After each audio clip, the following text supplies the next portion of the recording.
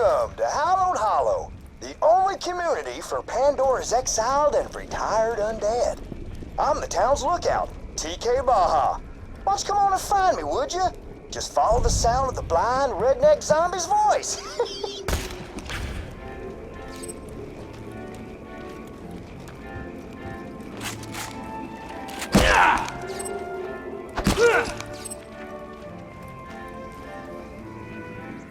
Lately, a real sourpuss named the Pumpkin Kingpin's been hassling the townsfolk. They're so scared these days, they won't even step outside. Why don't you get out there and give them the old 1-2 for me?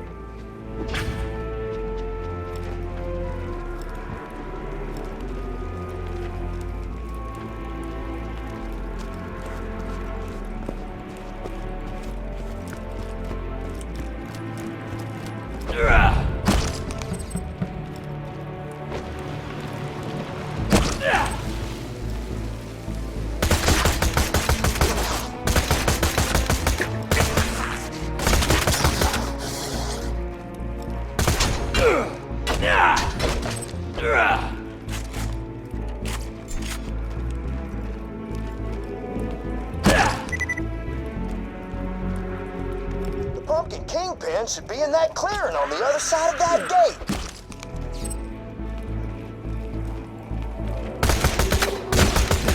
Tossing the little lady.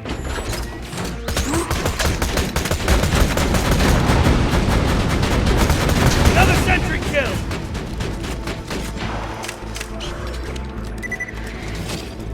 Yeah.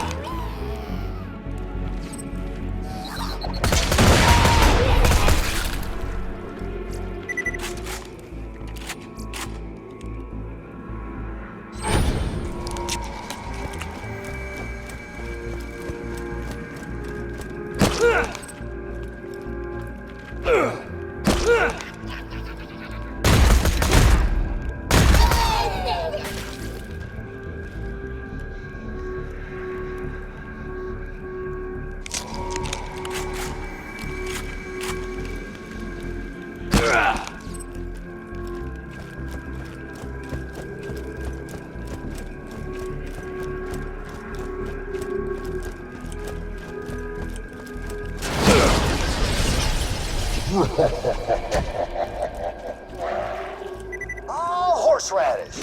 The Kingpin must have cast a locus on this gate. You're gonna need an enchanted skeleton key. Why don't you dig up some graves and let's find ourselves some enchanted bones, you hear?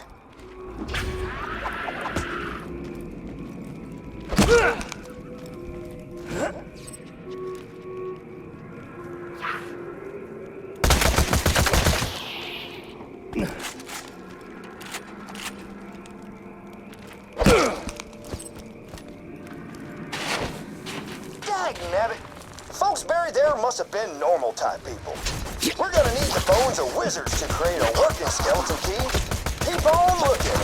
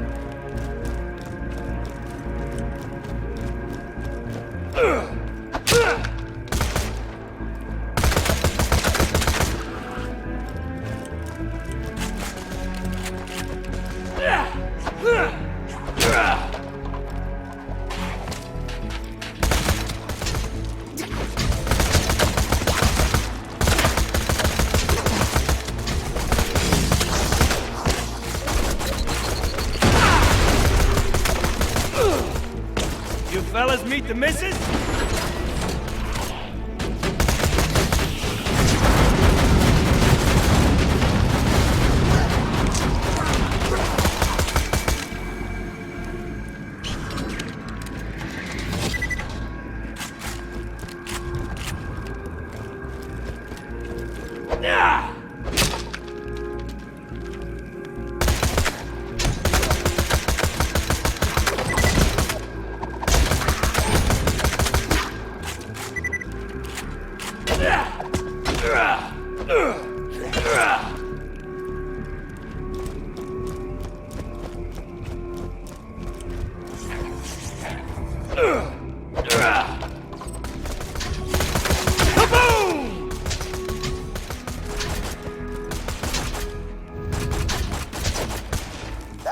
like an enchanted skeleton right there. Why don't you give him a Wattle, and you should be a step or two closer to making a skeleton key. One more turret kill. That's one of the enchanted bones you'll need. Once you find the others and make the key, you'll be able to go toe-to-toe with the Pumpkin Kingpin himself. Yeehaw!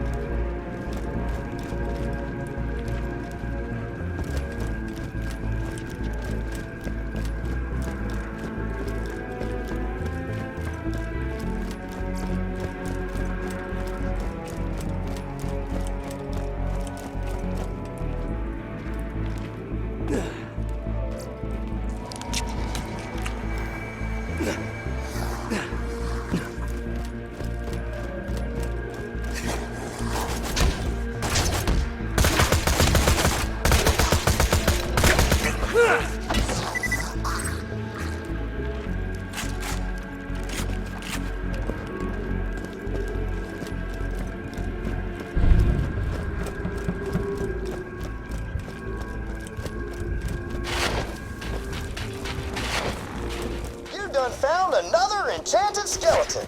I haven't been this happy since that time I got killed. Another sentry kill.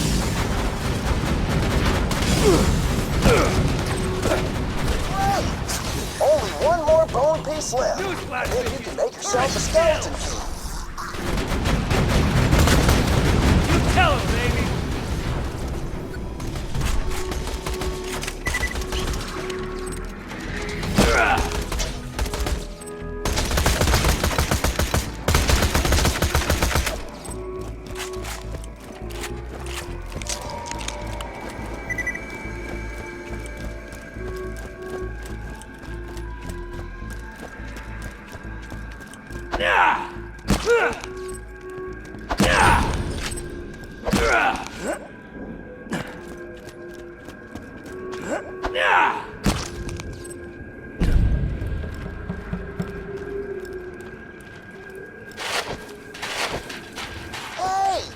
Found the last enchanted skeleton!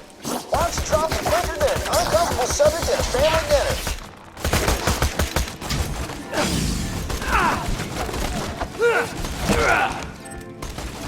Say hello, sweetie!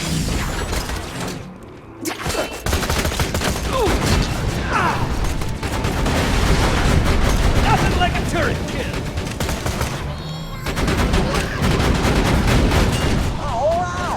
Now that you got all the enchanted bones, why don't you head to the blacksmith's and forge yourself a skeleton key? While you're there, tell Sully the blacksmith that I said hi.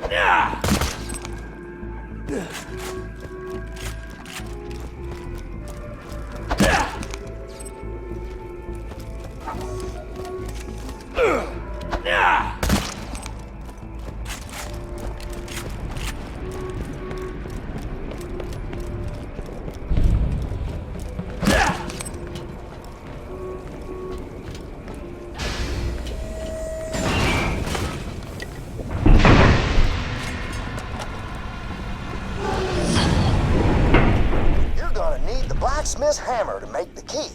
Now, where could he be? Sully? Hey, Sully! You got a customer over here?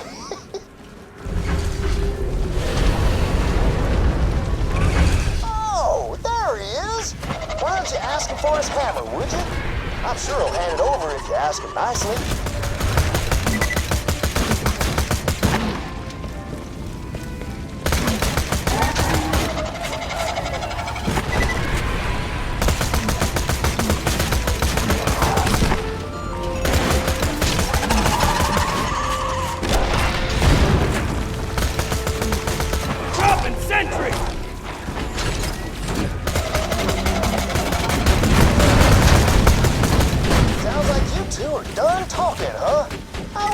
Come around.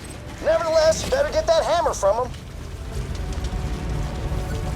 All right. Now, smack those bones together and forge yourself a skeleton key.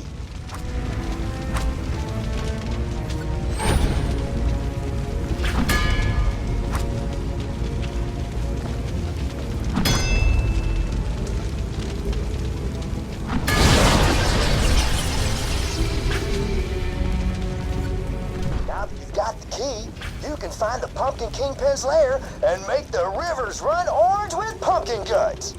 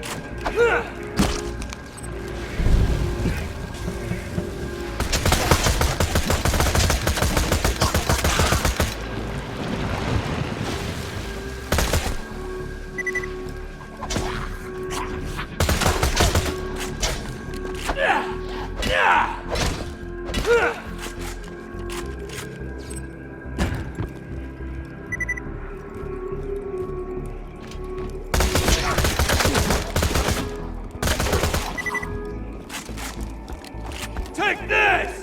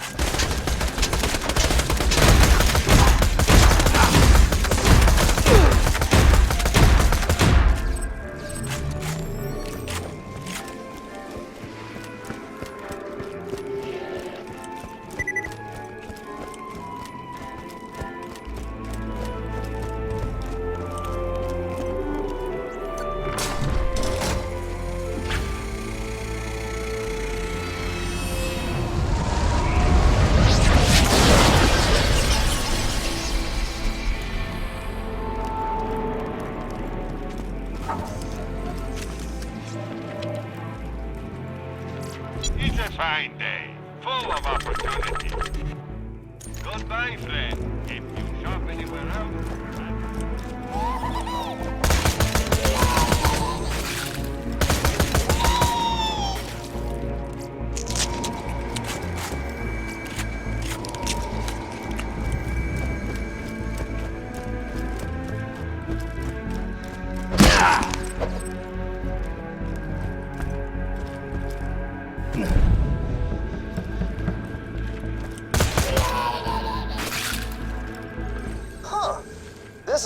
definitely where the Pumpkin Kingpin lives, but he ain't here. Must be sleeping underground or something. Oh, I bet if he flooded the area, he'd probably have to come up for air. Go on, head to the windmill.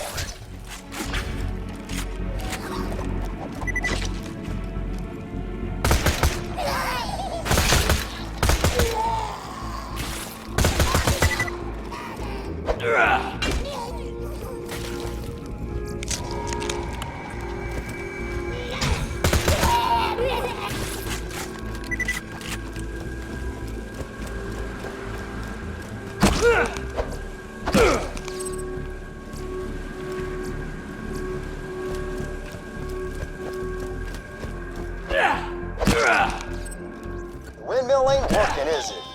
Oh, great horny toads. Must be the scrack nesting up there in the blades. Better clear them all out. I'm sorry. I bet this is frustrating for you.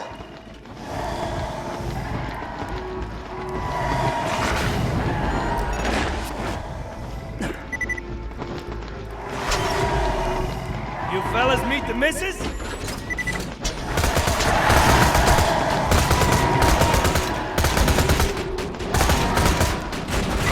Atta girl! Yes! More of that!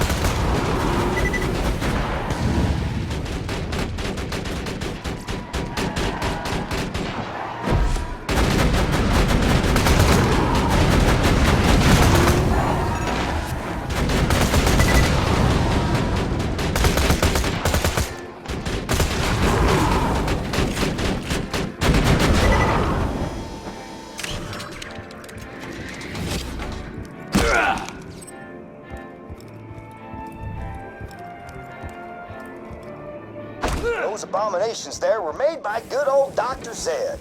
Speaking of which, have you seen Zed or Ned lately? What about Ted? Oh, wait, I'm so sorry. We ain't supposed to talk about the Forbidden Brother. My bad.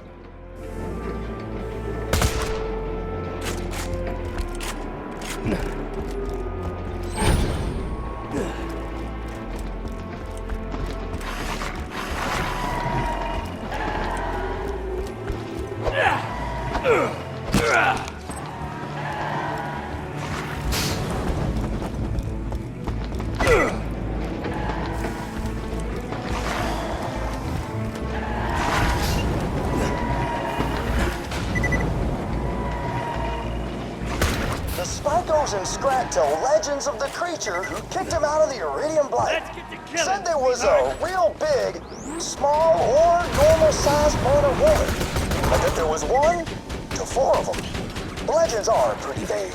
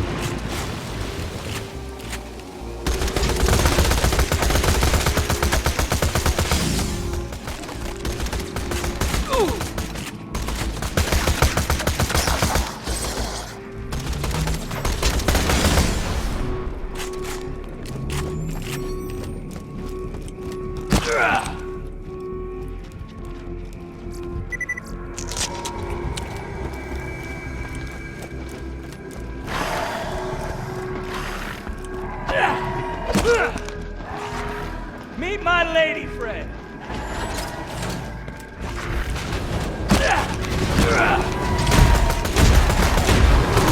That's my girl. You tell her, baby.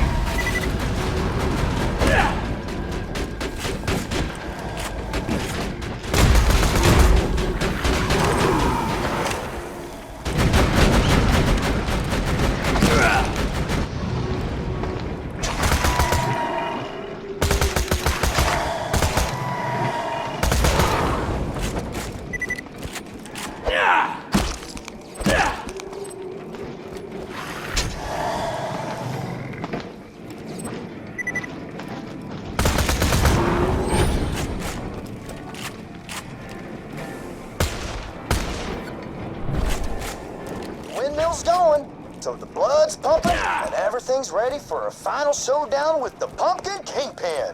Whenever you're ready, just head back to the Kingpin's domicile. That windmill powers our hemoglobin pumps. Got a few vampires in town and, well, they make milkshakes out of blood. I had one once. It was all right.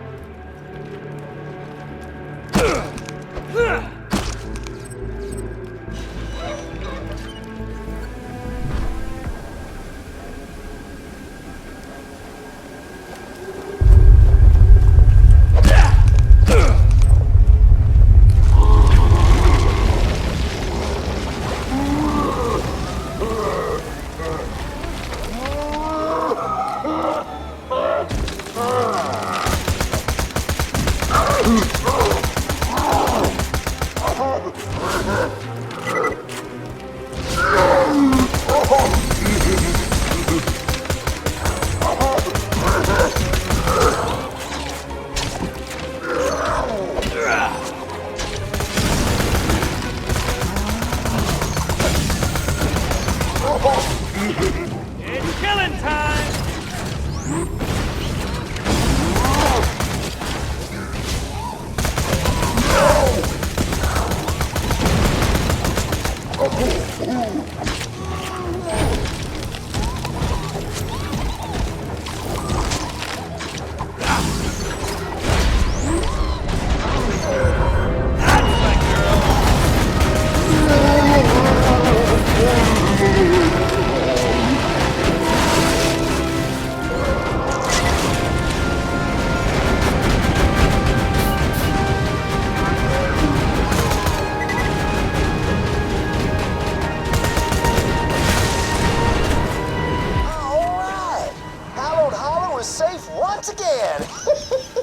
Come on back for your reward whenever you want, old pal.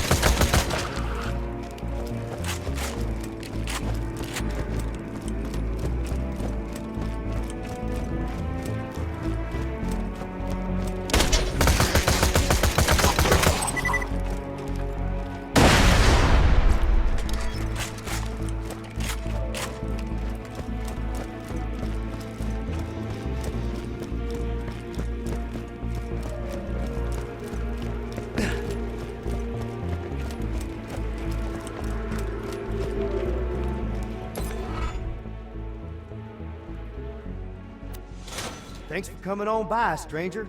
Don't see too many new folks these days, or ever, really, on account of the blindness. One day somebody will laugh at that joke. As payment for my watchfulness, I asked the town folks for my favorite candy, sugary brain bites. I ain't been able to collect any of those since my zombie polio started acting up again. Could you make the rounds for me and maybe bring me back as much brain-flavored candy as you can?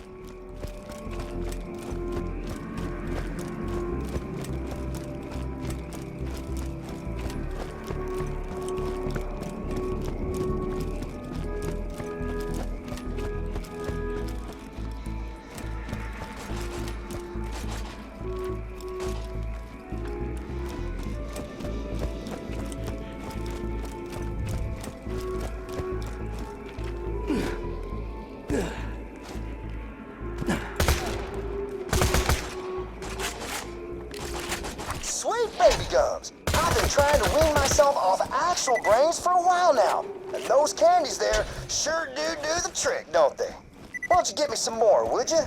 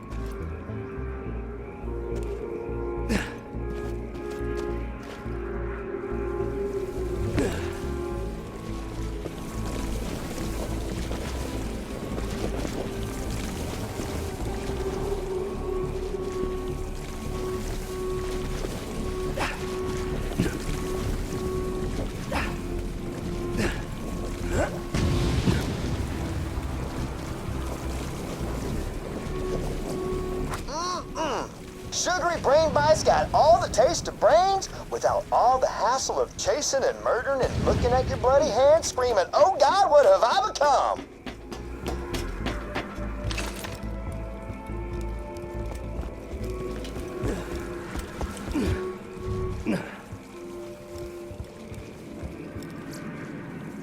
Being the lookout for this town might be boring as sin, but that there candy makes the whole deal worthwhile. Yeehaw!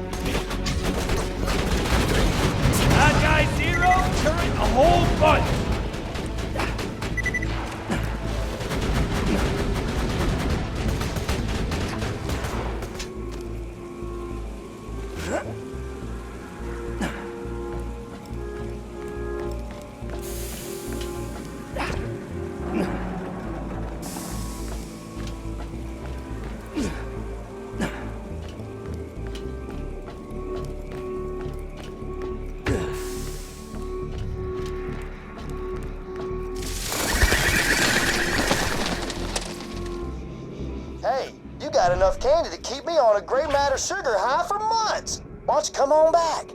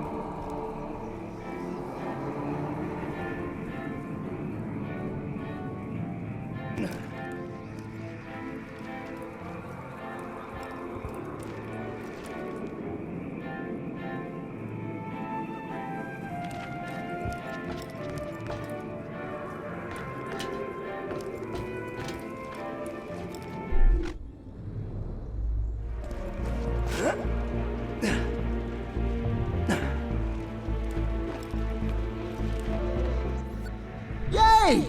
Candy! Thanks a bunches. Before I eat all these, I'ma squish them together into a big lump and pretend it's the brain of somebody I don't like. Nah, who am I kidding? There ain't nobody I don't like. They're all delicious.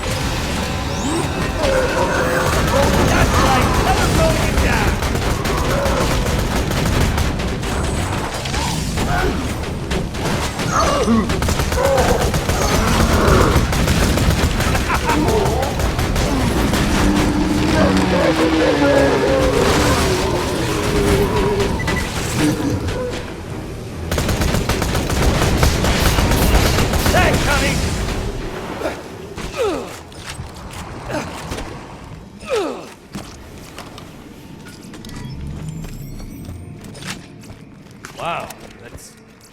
wow.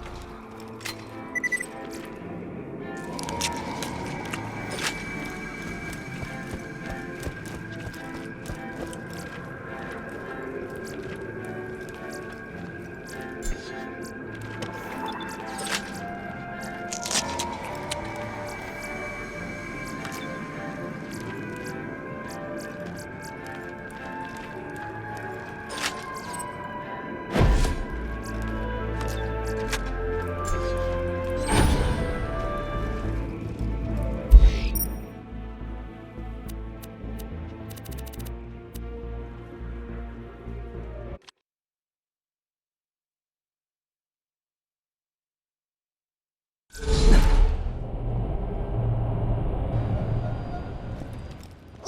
to the Torque Corporation's Hunger for Violence Extravaganza!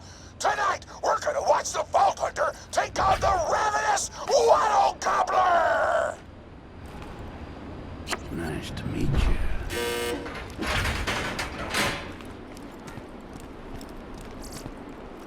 It's a fine day, full of opportunity. May it help you kill many things. Remember, we're always open.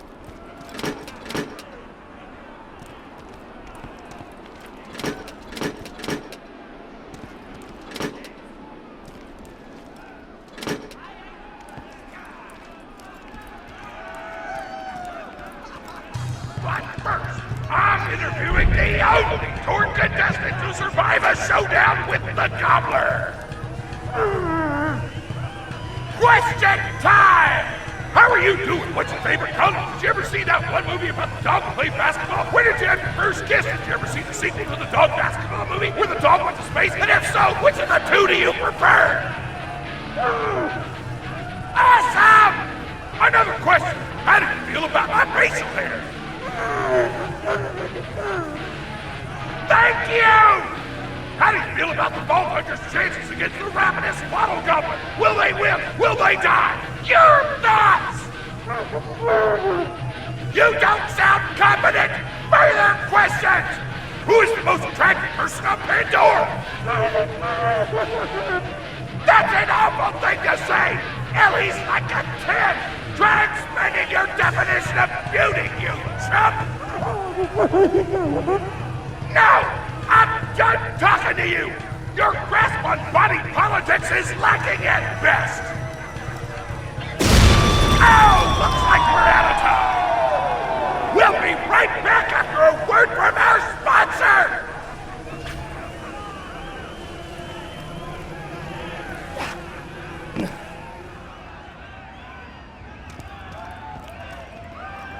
Hey! Get over here so I can whisper some things to you in secret!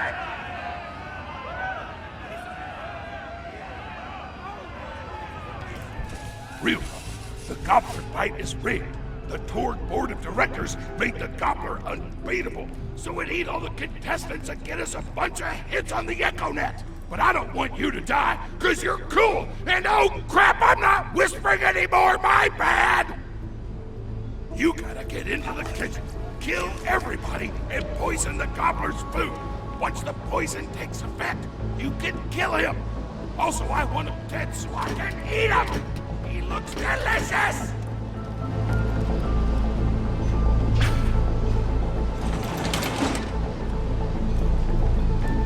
And we're back!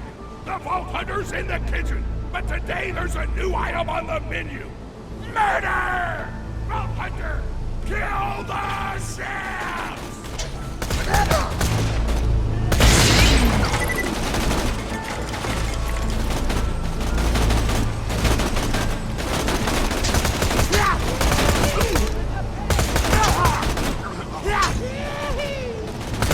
Never gonna give you up. Look inside.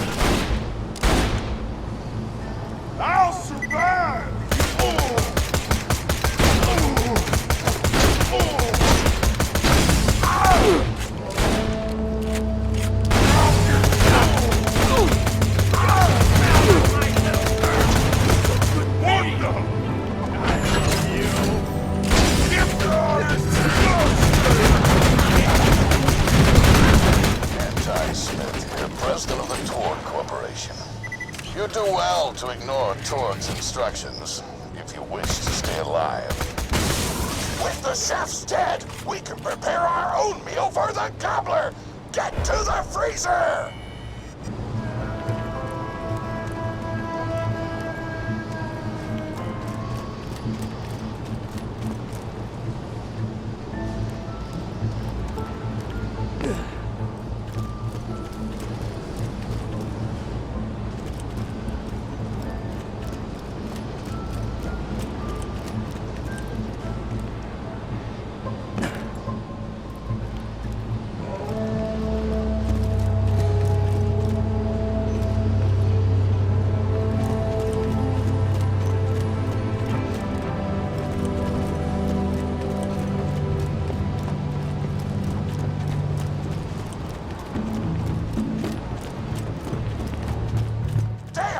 Door's locked! Let me activate my remote lockpicking program!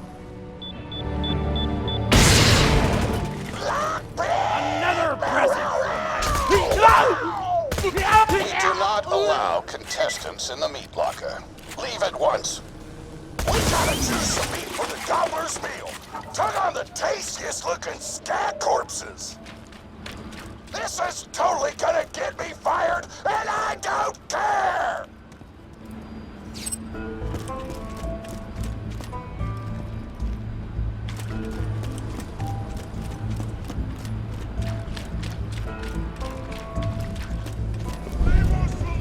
Keep grabbing that food!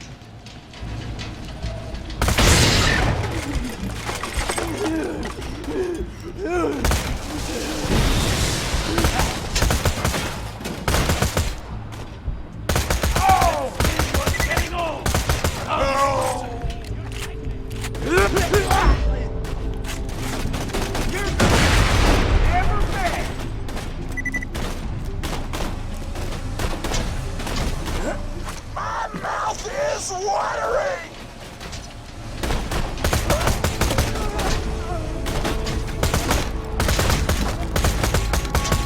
Cool story, bro.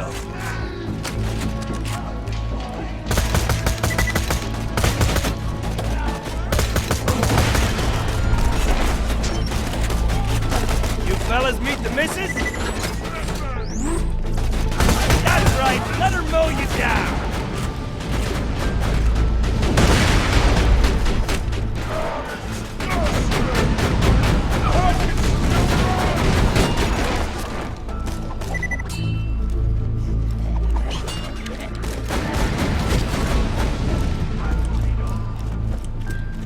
I don't know what you're planning, but I don't like it. Tributes, get the Vault Hunter out of my kitchen!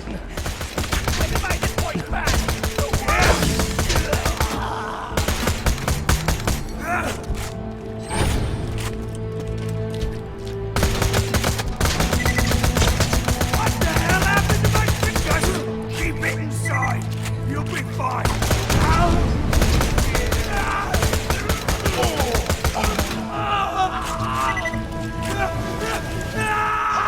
Dignity! Those dudes didn't stand a chance! You almost feel bad for them, but then you start laughing because you were technically acting in self-defense, so screw them! Violence doesn't solve anything except for all the things it does!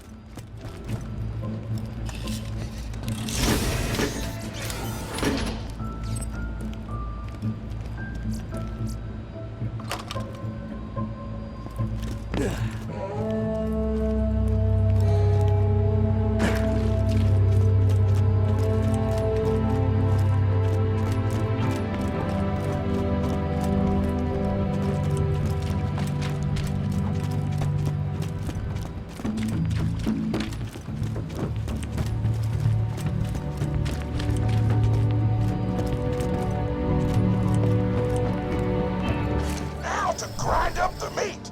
Get to the kitchen! Torg, as president, I demand to know why the hell the Vault Hunter is running around backstage. Just trying to mix things up! Your job is not to mix things up. Your job is to flex your muscles into air guitar solos, idiot. Words can hurt!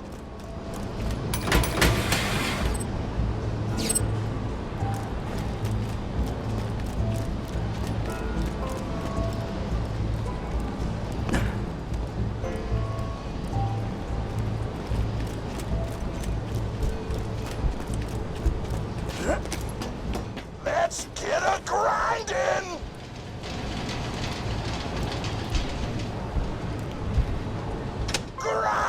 Grinder!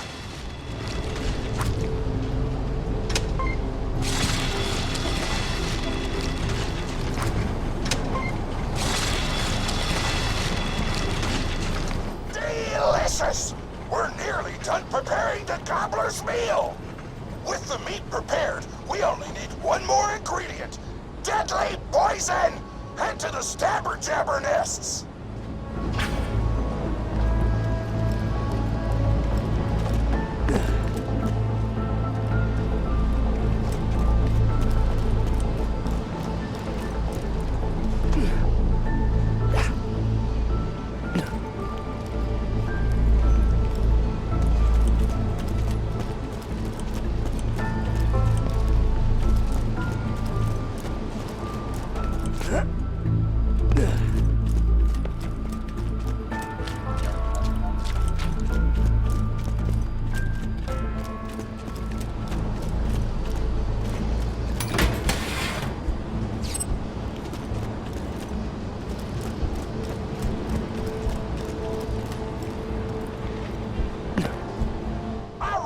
Explosives, so I'm actually going to open this door remotely without blowing it up! Psych!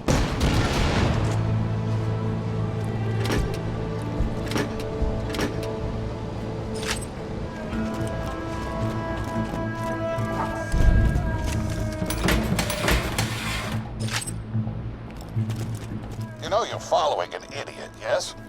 Torg created his explosive gun tech, then sold it to us for $12 and a high five. We kept him on purely for PR reasons. But you both outlived your usefulness. Tribute, kill.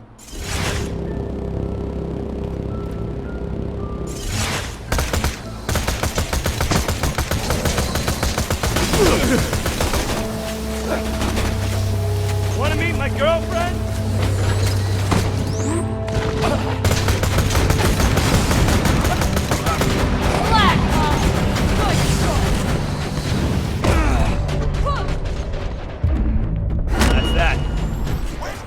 Closes a door, I blow it the f*** up!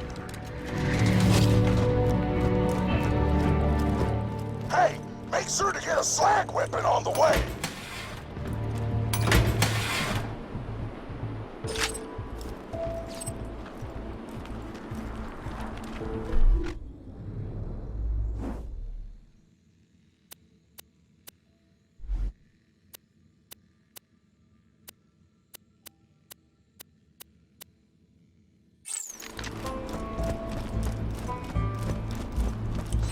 Smack the jabber nest to wake him up!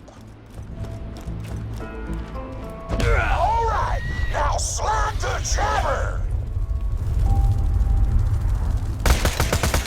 Sentry deployed! Kill it before the slag wears off! Yes! More of that!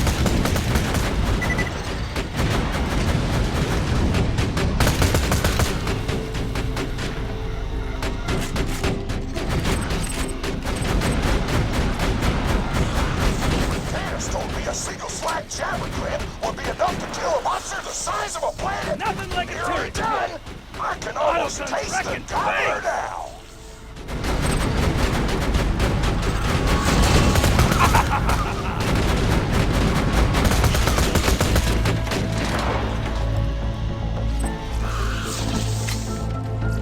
Woo!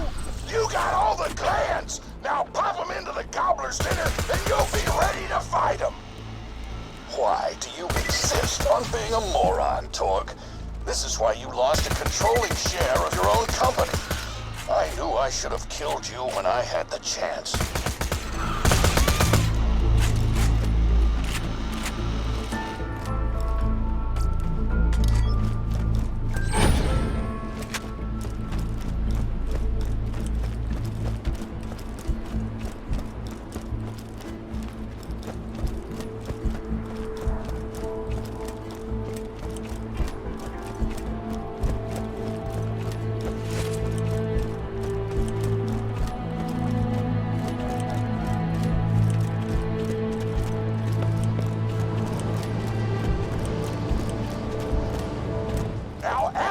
poison glands to the marination vat.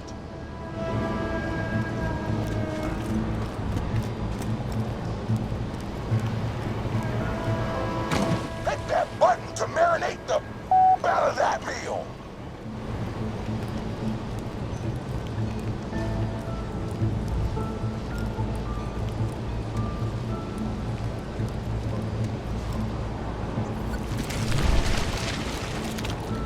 The meal's almost ready. Let's get cooking. Start the conveyor of cookery.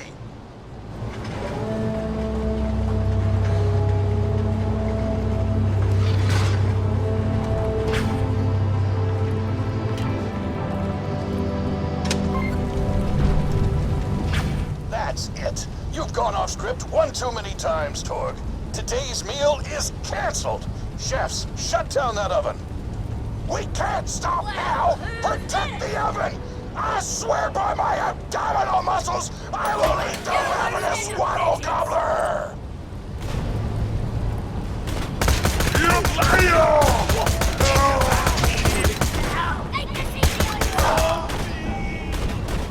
The chefs want to shut off the oven! Stop them from doing so!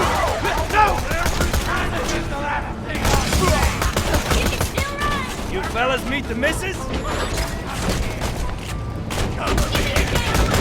Chefs want to shut off the oven! Stop them from doing so!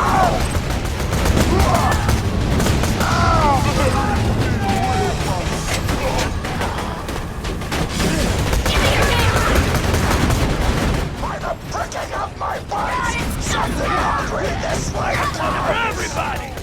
Shakespeare! Quest complete! Turn the oven back on!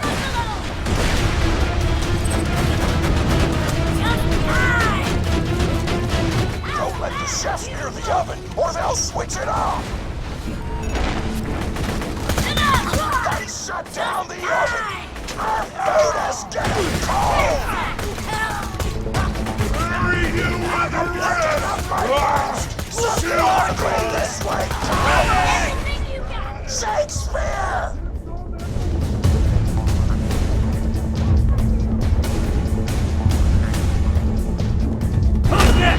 Food's done!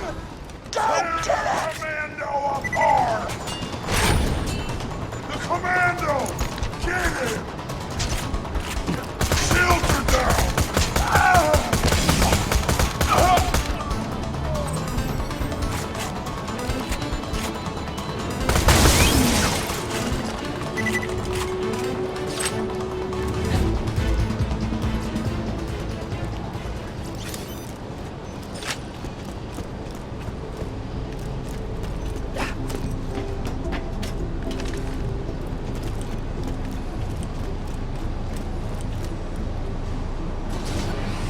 My taste buds are aflame with the power of 1,000 nuclear bombs! My mouth is watering so much, you could drown a small village in my cheeks! The taste apocalypse is upon us!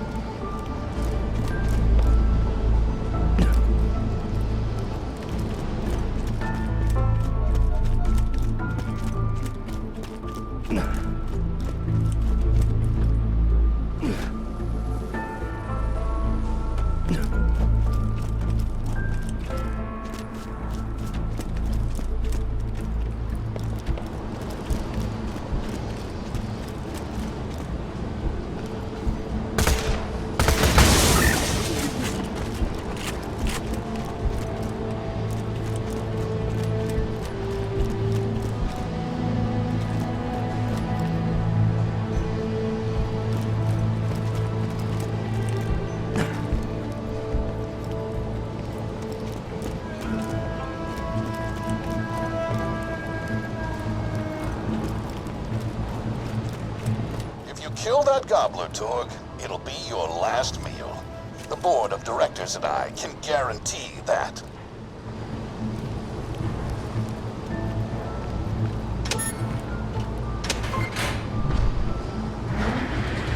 know why we made the Gobbler invincible, Torg? So you could kill him. After dozens of failed attempts by other contestants, you were supposed to finally kill it on camera while wielding our most expensive guns. You would have looked like a hero. Why be a hero when you could eat one? You are the dumbest person in the world. I paid several other contestants to kill you if the Gobbler can't, Vault Hunter. You and Torg will pay for your idiocy. Here comes the Ravenous Wattle Gobbler! We've replaced this creature's normal food with poison! Let's see if he notices! He took the bait! Now just don't die until the poison takes effect! Wattle Gobbler!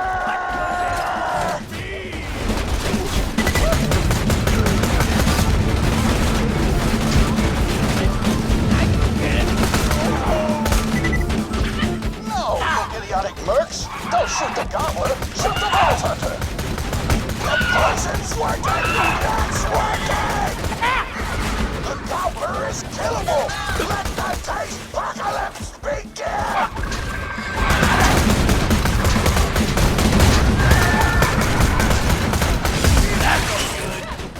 I'm gonna eat them! This is the last chance for us. Hold this off, or you're out of the company!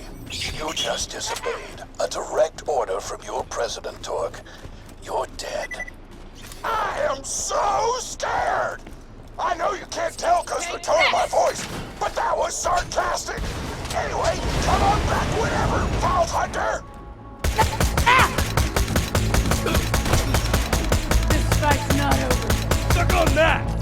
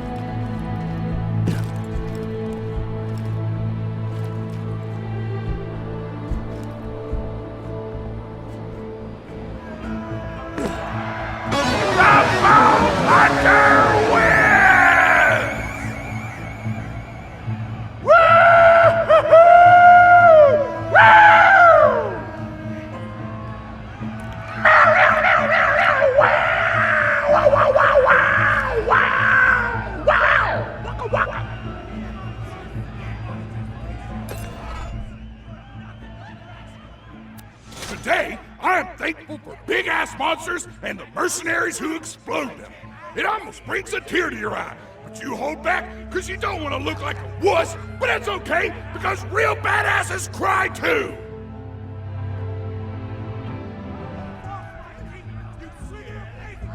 Oh, my grandma's a pretty big fan of yours. Could you go say hi to her?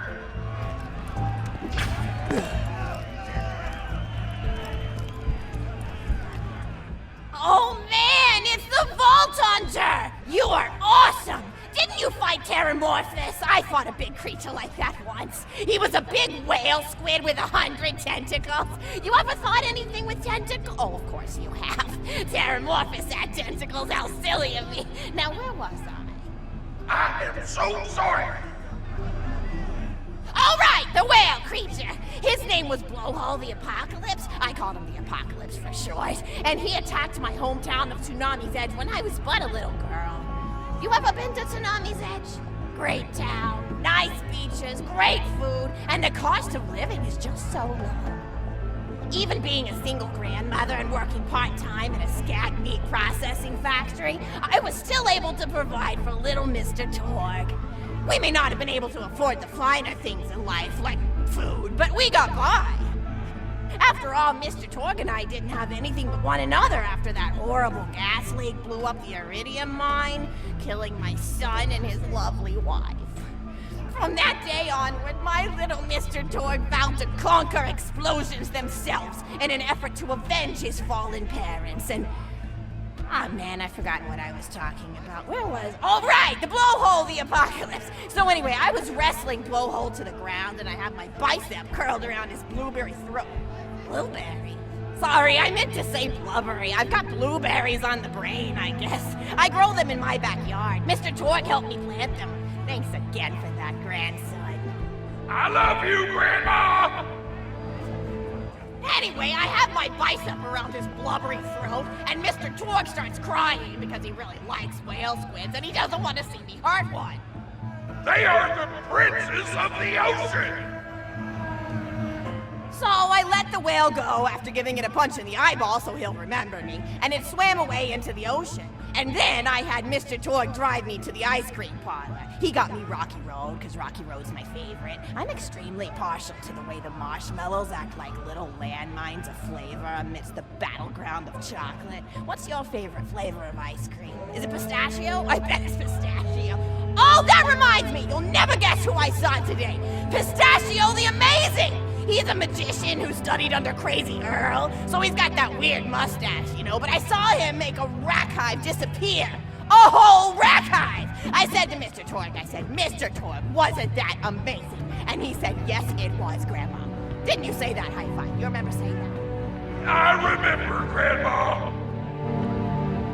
And we stood in line afterward and got his autograph, and I thought I had it somewhere around here, but it's probably in the attic. I really ought to go up there and clean it out one of these days. I have so many little keepsakes up there. You're paying attention, right? Say, what's my favorite flavor of ice cream?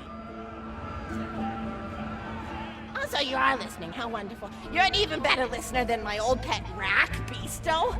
Beasto was such a sweetie. You ever had a pet rack? If you can tame them, they are the sweetest pet you'll ever have. He used to just sit on my shoulder and bite chunks of flesh out of my neck to pass the time. I still remember the way he used to tweet. He went, tweet, tweet.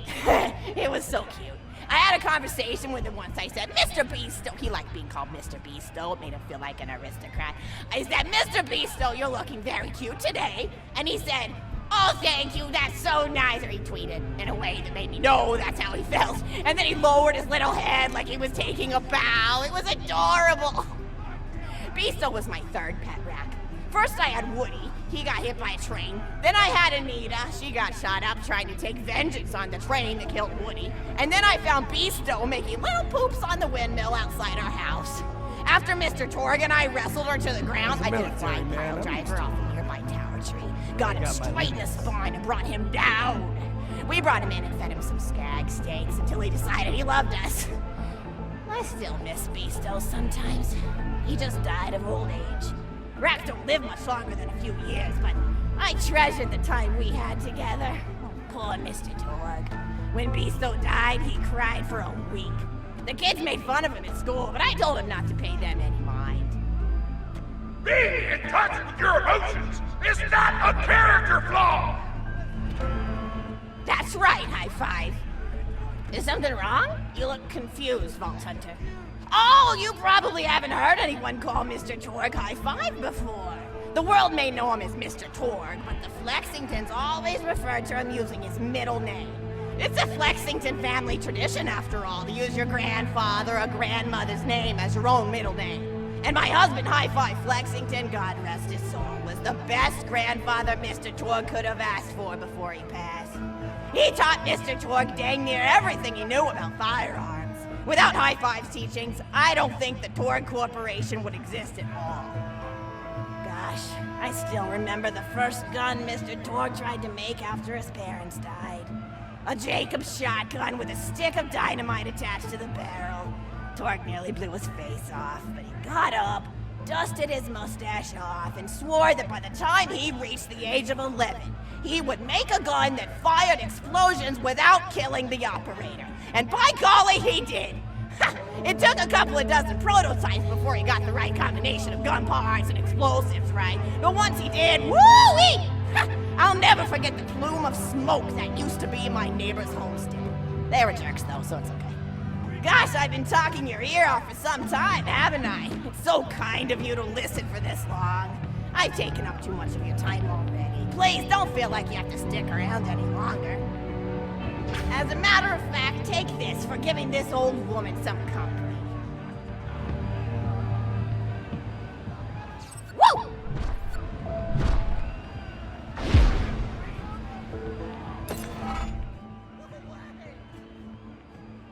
You're even more attractive than Mr. Torque said you were.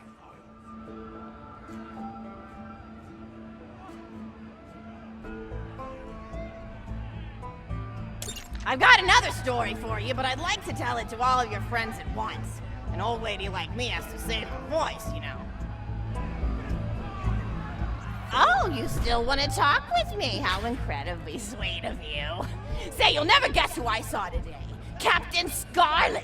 She was robbing my retirement home with a few other brigands, and I recognized her from her wanted poster, and I said, "Oh, hey, you fought the Vault Hunter, didn't you?" And she bowed all elegantly and said something like, "Indeed I did, madam," and said that you were really good at fighting, and that you beat her fair and square. She didn't seem to harbor much of a grudge about it. Nice girl. You should think about meeting up with her again if you're not shacked up with anybody, you know? I mean, of course, you probably are. Gorgeous hunk of a Vault Hunter like you. I bet you're beating away suitors left and right. Look, you're blushing. Oh, I could just eat you up. Mr. Torgue was so scared of trying to get a date for such a long time. He used to go to parties in high school and just stand in the back without talking to anybody. I am an introvert!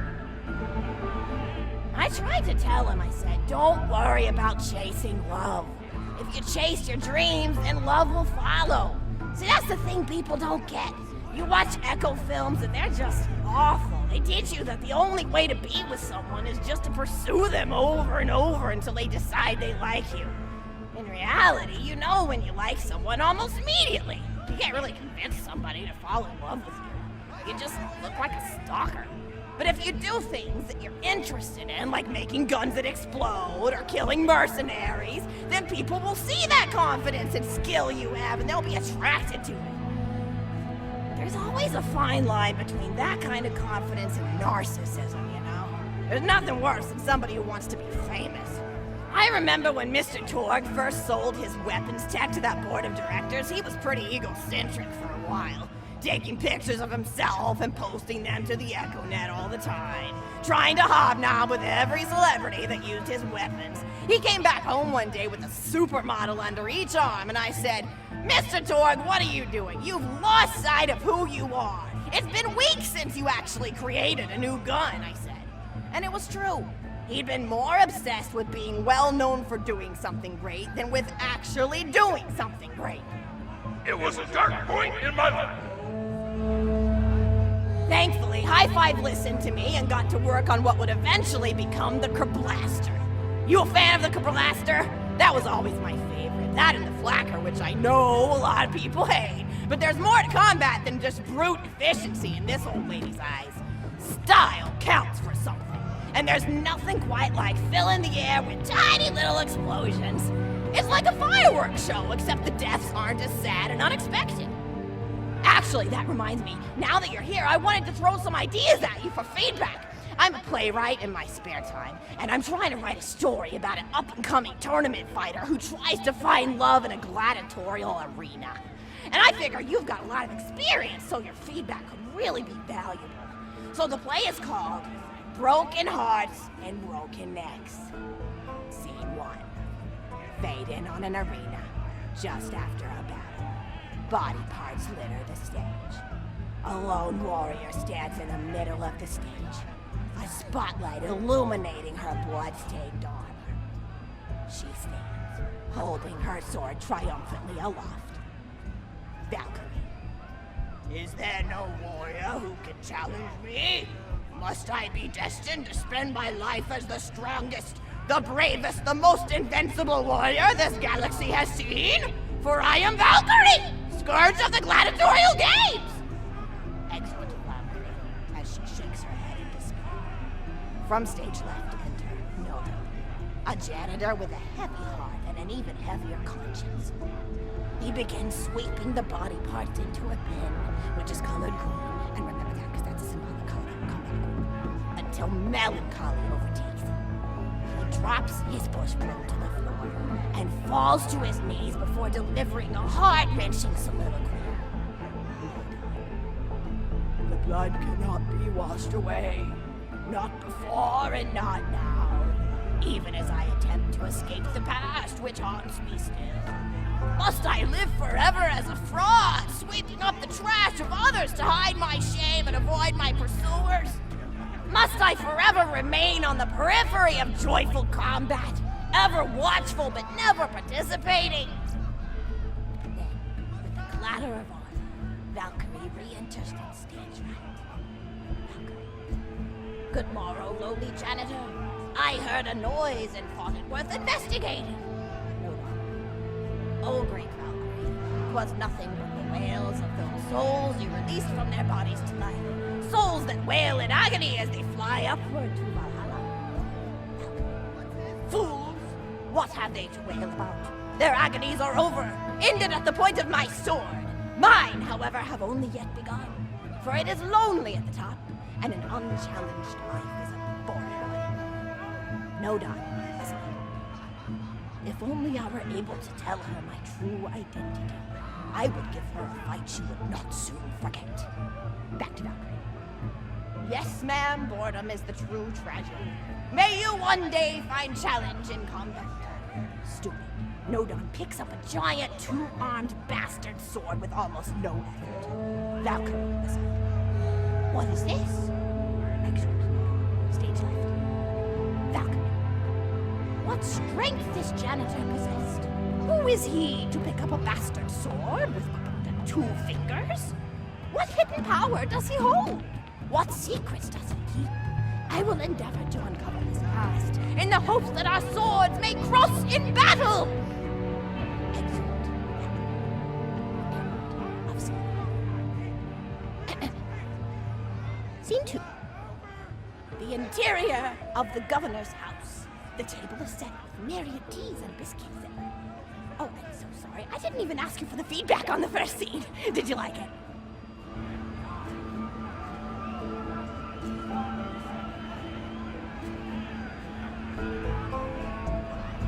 Oh, wonderful. I'll continue then. Scene 2. The governess enters from stage left. Governess. I refuse to respond to these absurd accusations. Her husband looks at her quizzically. Governor. And what accusations may those be? Governess. Actually, you know what? I don't think I'm ready to get feedback on the play yet. But what about you? What are you up to? Tell Grandma Flexington all about it. I bet you've had some amazing adventures. Mr. Torg told me about the time you all played bunkers and badasses together. He said it was one of the most fun and welcoming experiences of his life. Grandpa! You're embarrassing me! Sorry, sweetie, but really, you and the Vault Hunters are his first real pals. It wasn't easy for Mr. Torg to make friends at school when he had facial hair at age 8, pecs at 8.5, and dead parents by age 9. People found him intimidating, but I told him that he should be thankful for the fact that he looks different. Anyone who wouldn't be friends with you based on appearance wouldn't be a very good friend anyway. But he really does like hanging out with all of you. Most people these days want Torg to pose for pictures or blow something up by flexing at it. It's not often he gets to sit down and play games with people. Oh, speaking of games, did you play Going Back to the House yet?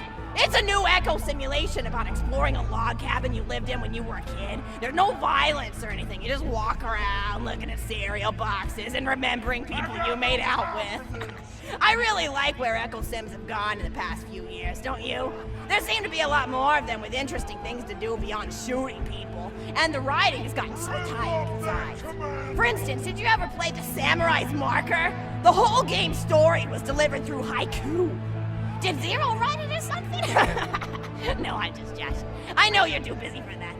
But oh yeah, I was playing at the end of the pointed gun last night on my Echo Sim player, and wow, is that funny. It's about a guy who punches people and smacks himself in the face with doors.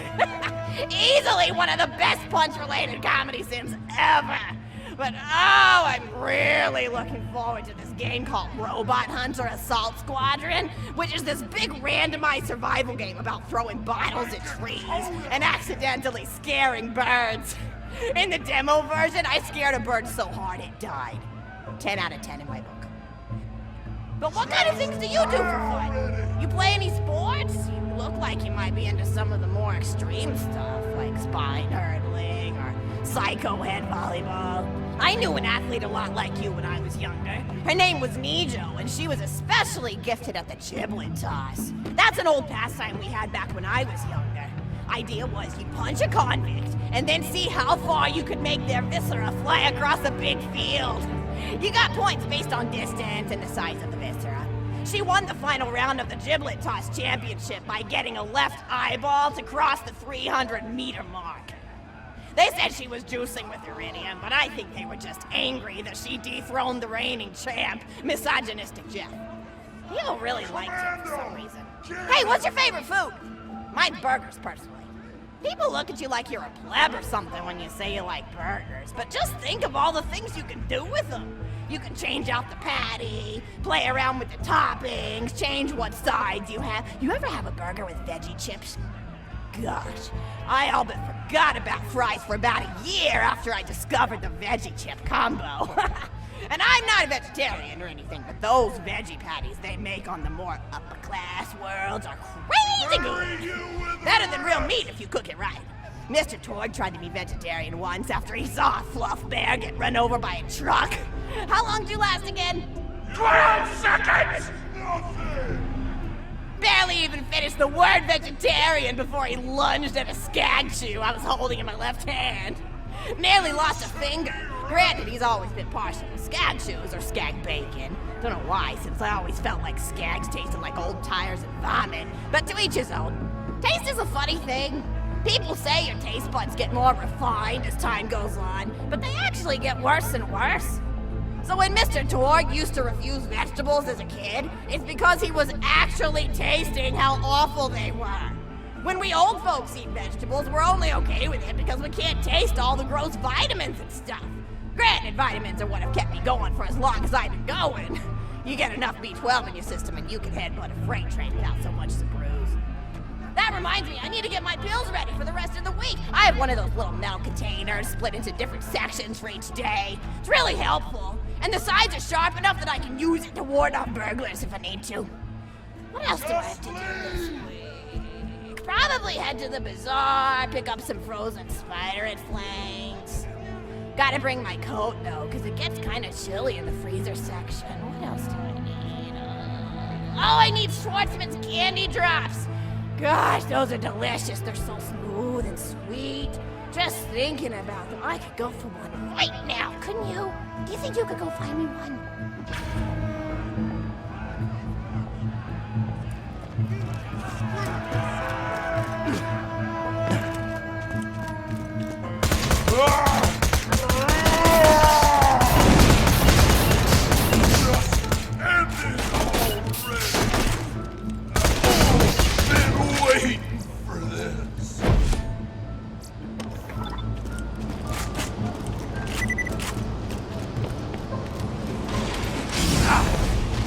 Hey, stand in front of this!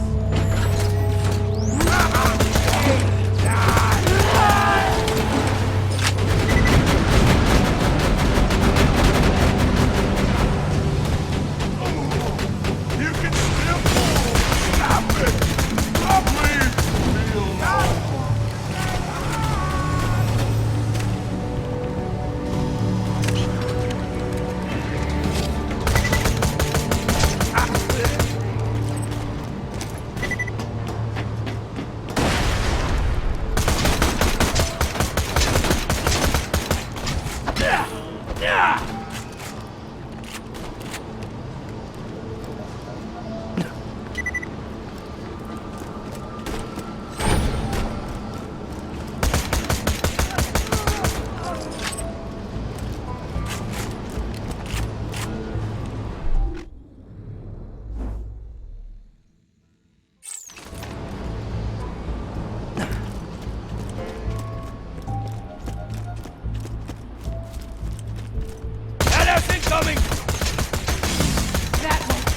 It's killing time!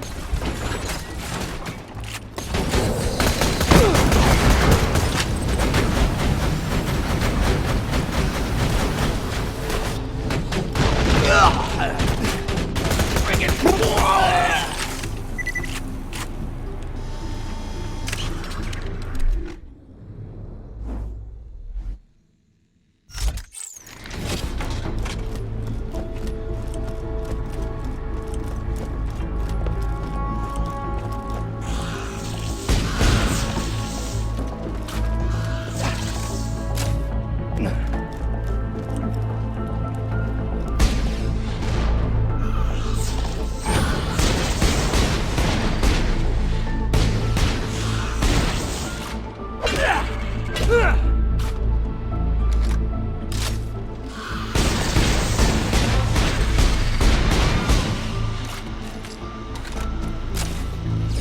Honey?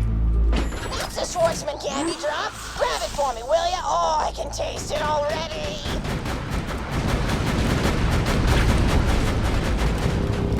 Badass!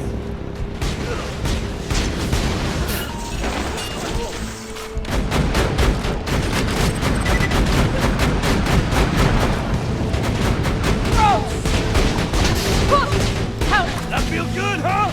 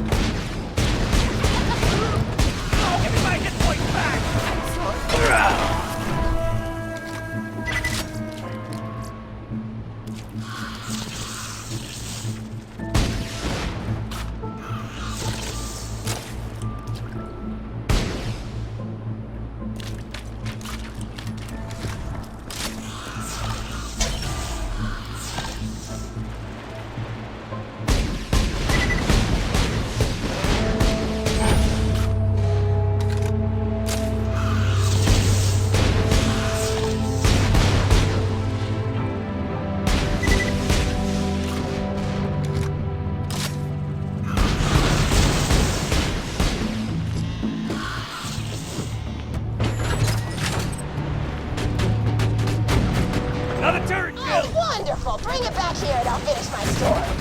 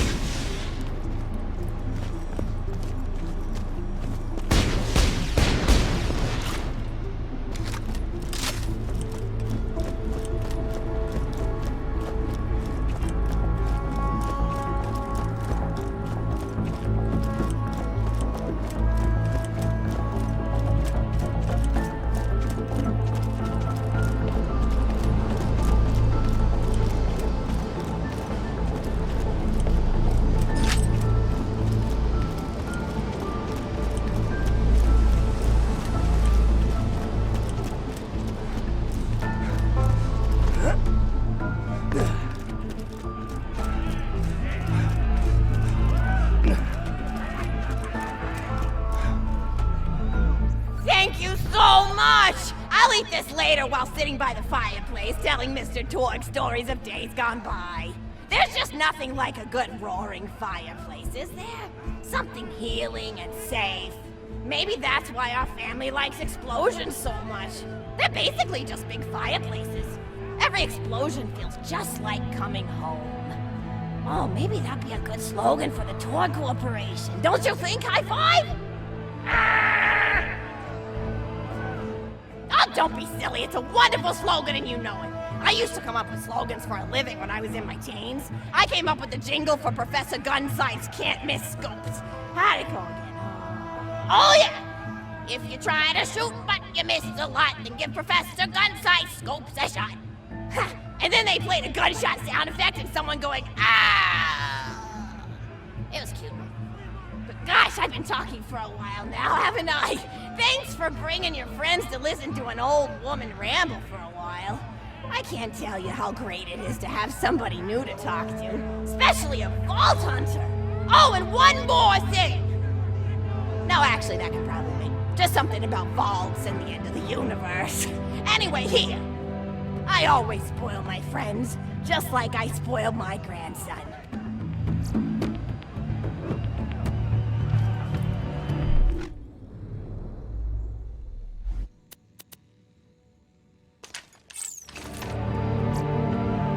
Enjoy it! Conversation! Ow!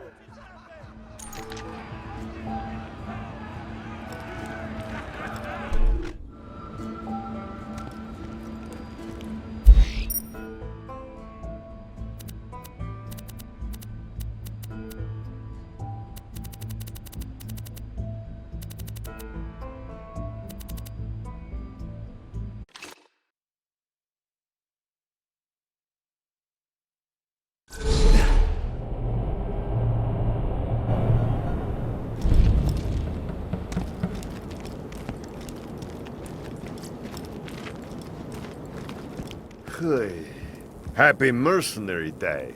I got a job for you.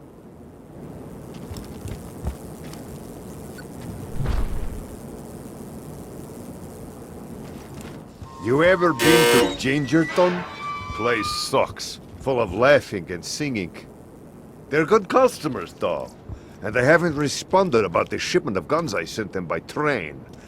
You wanna do me a Mercenary Day favor and check the town out for me?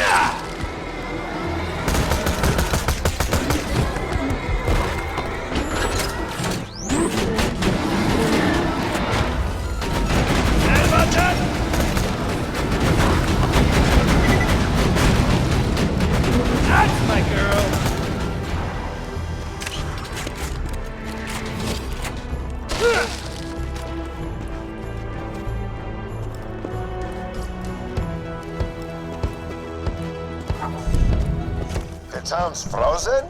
Well, at least those slapsickles aren't singing any Mercenary Day songs now. Still, frozen customers ain't repeat customers. Check out the town furnace, see if something's wrong with it. Dahl created Mercenary Day as a promotional thing. For one day every year, all mercenary operations were free. Then the idiots of Pandora adopted it as a day of charity and giving and... just vomited in my mouth a little.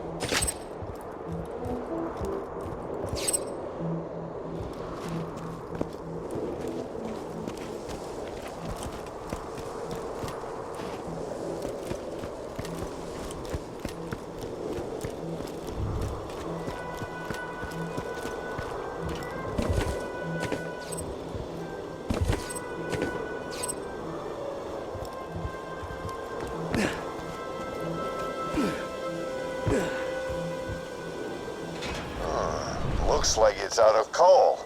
But who would have stolen the coal?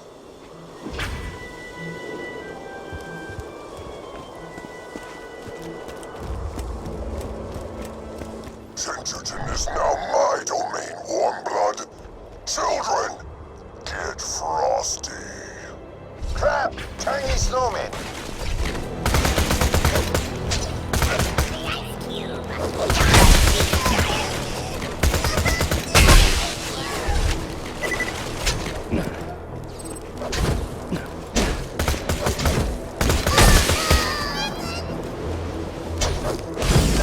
Sentry gun prime! I thought the living snowmen were just a myth like happy people. They must have frozen the town and ambushed my train full of guns. Get to the tracks and check out the train, would you? I feel a cold wind coming on. Don't you, children?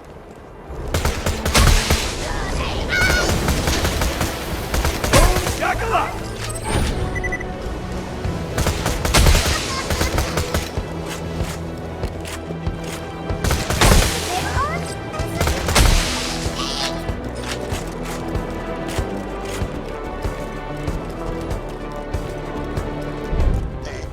Of Gingerton bought a bunch of guns from me so they could just give them to each other as presents.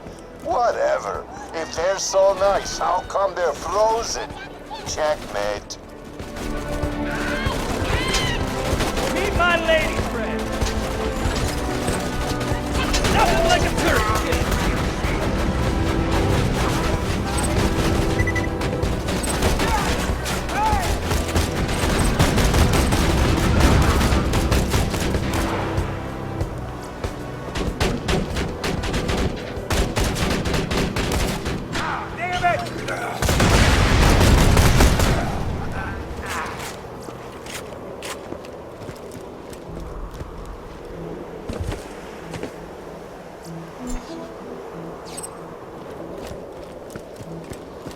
You know, I tried to be charitable once. I gave Moxie everything when we were married.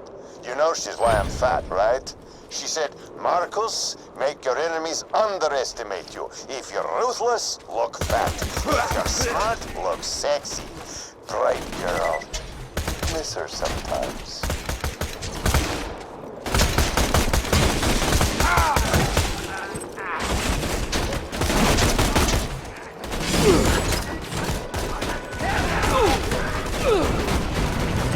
Turret, what would I do without you?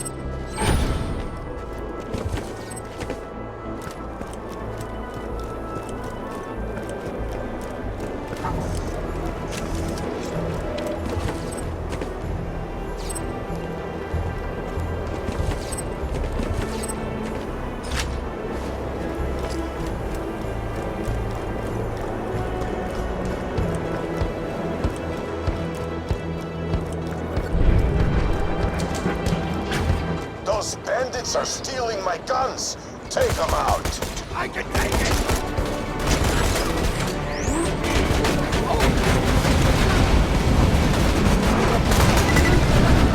Nothing like a turret kill! Newsflash, bitches! Turret kill!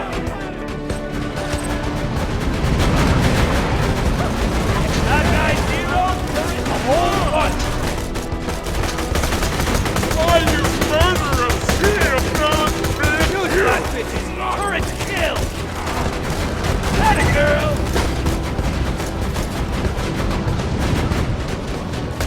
Good. Now, let's get the train back to town where it'll be safe. You gotta lower the bridge, but I think the gears underneath it might be frozen.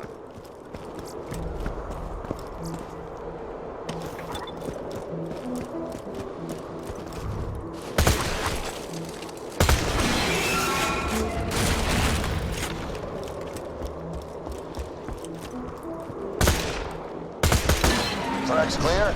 Good. Now, convince the conductor to get the train moving. Once the guns are back in Gingerton, we can take them home before the town unfreezes. Then, we'll tell the townsfolk that bandits stole the guns, and I'll keep my money and my merchandise.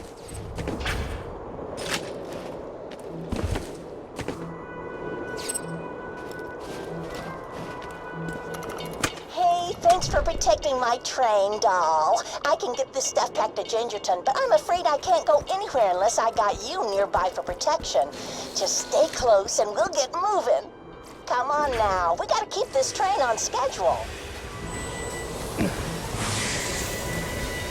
Children, destroy that train and the Vault Hunter who protects it.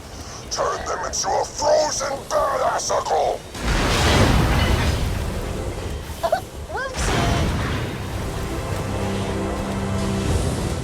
Fiddlesticks. Let's get some fresh blood on the tracks.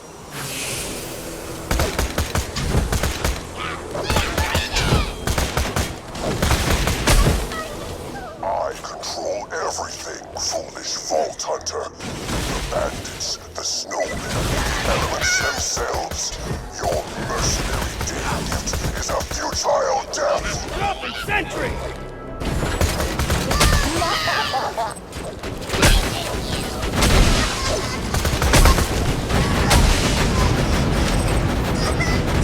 Oh, his face!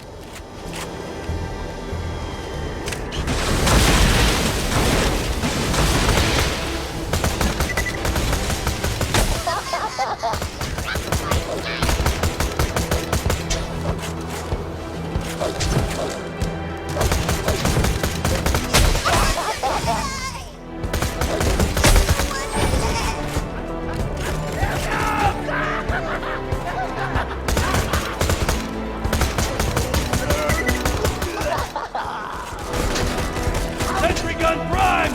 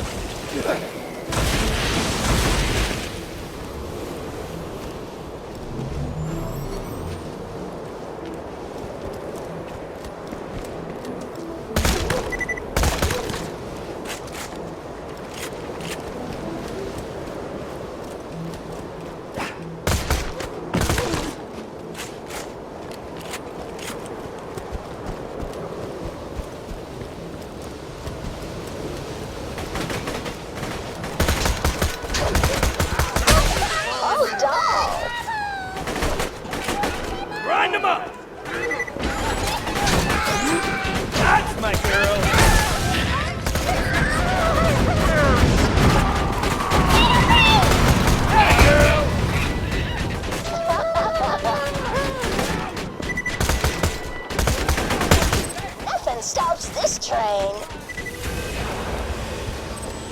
Choo-choo, motherfuckers!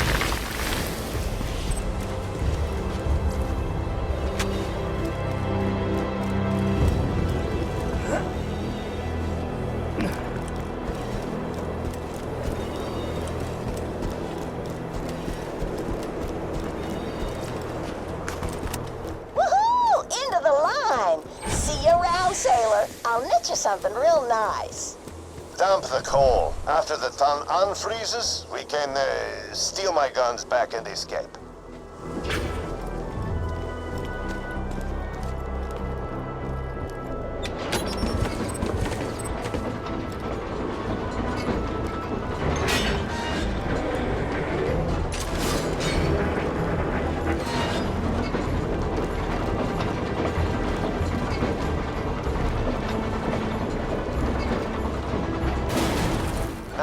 Let's get the power back on.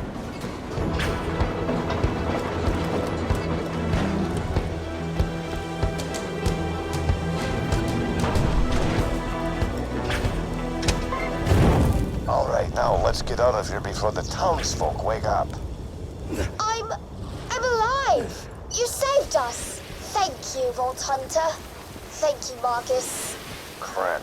I guess we won't be stealing the gun shipment. Yeah, you're welcome.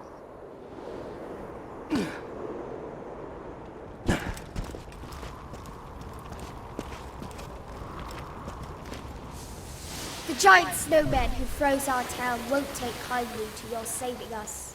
We've nothing to pay with, but could your vault hunting friend kill him for us? Yeah, I guess. Vault Hunter? Track down the giant snowman and kill him. It'll be a Mercenary Day gift to Gingerton.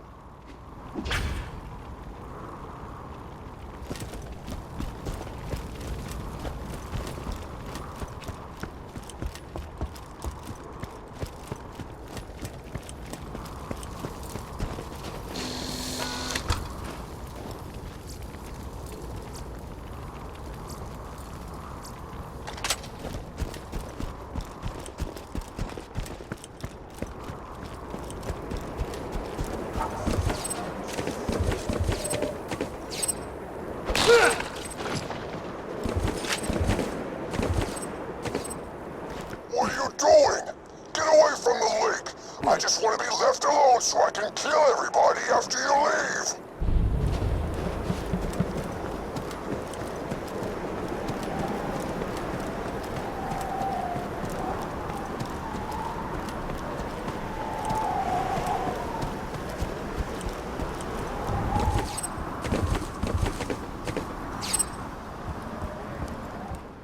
That's where the frozen behemoth sleeps. You'll need to anger him before he'll wake up. Oh, I've got it. Ring those bells to play the Gingerton anthem. Our people will sing their hearts out with joy. Mr. Snowflake hates the sound of joyful singing.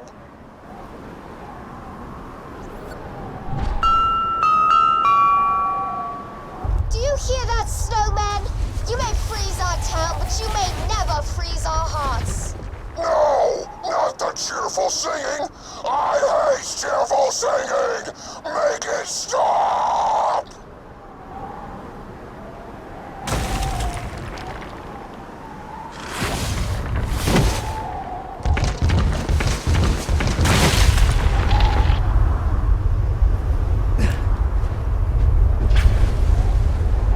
Big guy coming!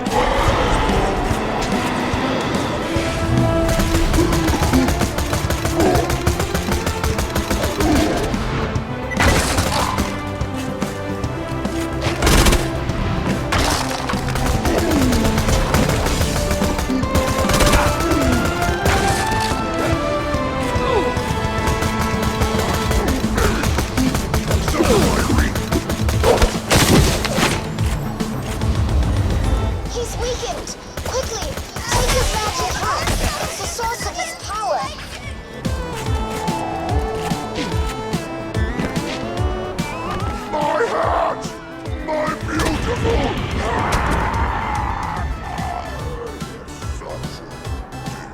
did it! It's a Mercenary Day miracle. Well, I think we all learned a little something today. Come on back and I'll give you something out of the gun shipment on the house. Yay!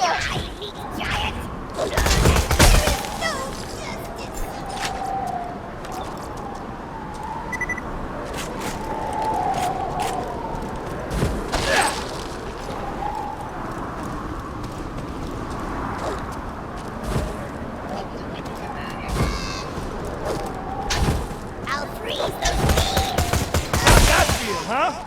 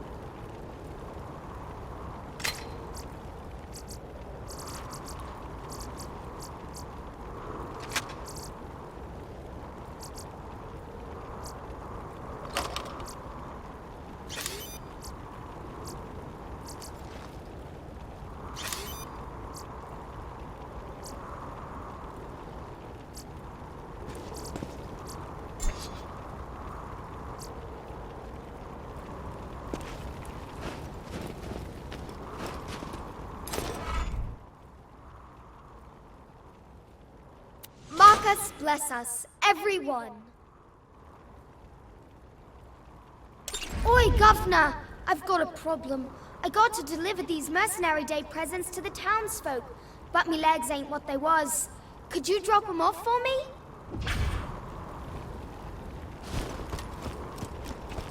Thanks! Just drop those off and I'll give you what few shillings I've got as a reward.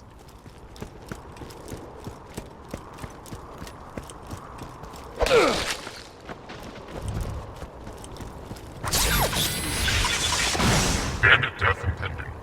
The kind-hearted folks at the Hyperion Corporation gave us these presents. Perhaps as an apology for all those nasty things Mr. Jack did.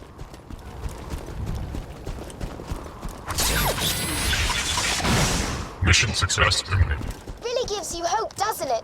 Hyperion nearly ended the world, but now they're trying to make good on their mistakes with these presents.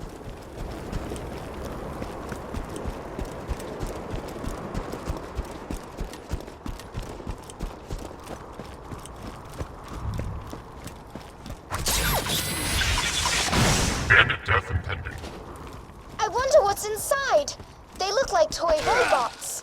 Perhaps they will sing songs and dance for our entertainment.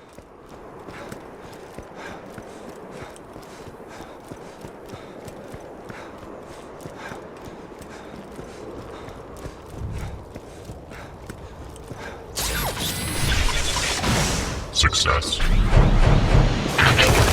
Oh dear! It appears Hyperion has not changed their tune after all. Could you destroy those presents, Vault Hunter?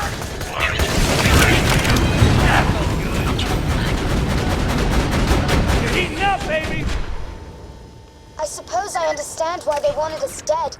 Gingerton is full of X-Labs, and Hyperion was never fond of anyone who followed Brick.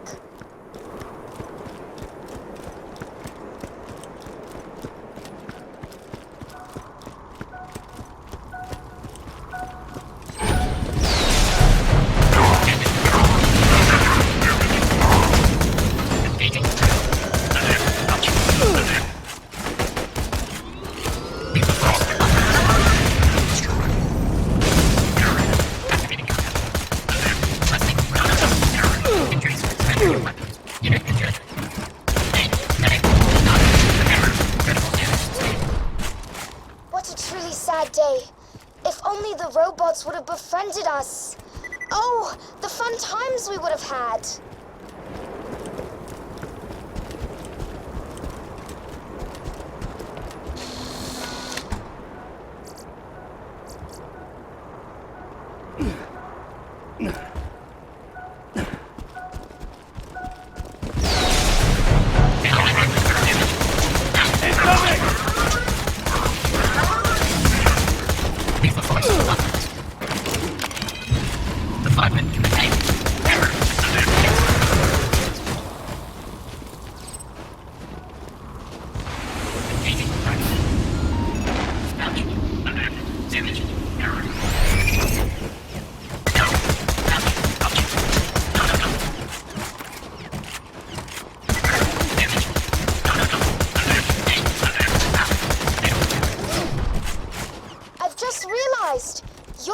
Hunter who killed Handsome Jack. Oh, what a splendid day! Your mere presence is my Mercenary Day gift.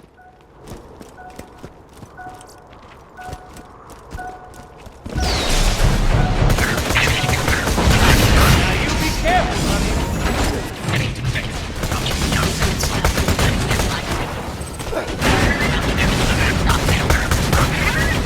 That's right, let her mow you down.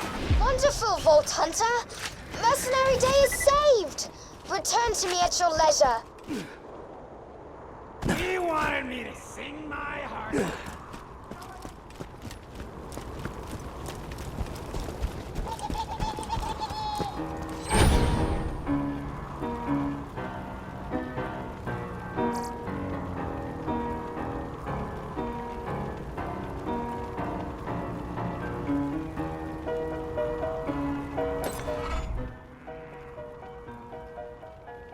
Huzzah! This has truly been the best Mercenary Day ever!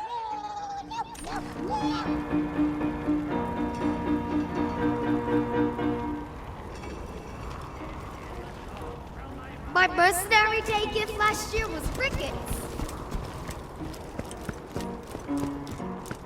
Rattle-tating, nice and shaking.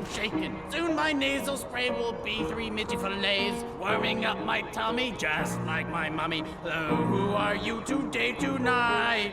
Do you think my face looks alright in this light?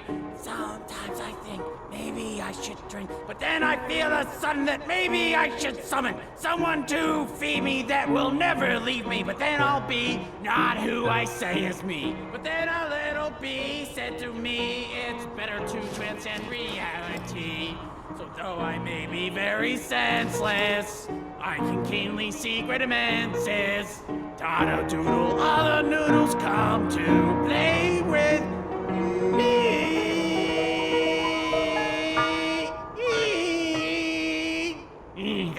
Thank you. Thank you. Thank you.